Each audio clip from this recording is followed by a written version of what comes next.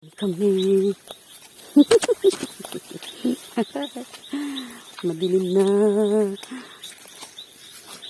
Ay, nako. Aray ko po. Oops. Oops. Para ako naglalakad na nakapilikaray ko po. Op. Dito na kami. Aray. Sa lugar. Dito yan pa crossing? Oo. Eh, dyan papunta kila, kila Reggie. Maniwala ka naman sa akin, eh. Oh. Ayun. Kay Vicente yan. Ito na kami sa crossing. Kung saan kami lang may alam.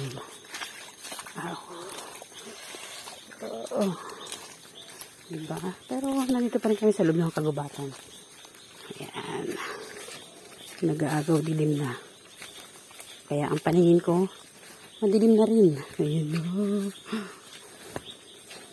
Ilang. Diba? Ayan. Pero, malapit na kami sa bahay. Siguro akala nila hindi kami makakarating. Kasi hapon na kami umalis.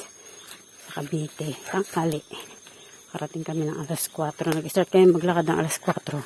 At ngayon ay 6:30 na. Nandito pa rin kami sa loob ng gubat. Pero okay lang.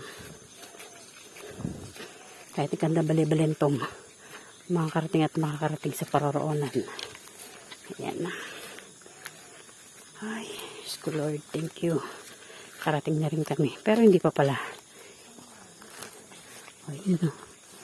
Oy, bakit yan? May nakatawid. Sino yan? May suklong-suklong pa. Padaan!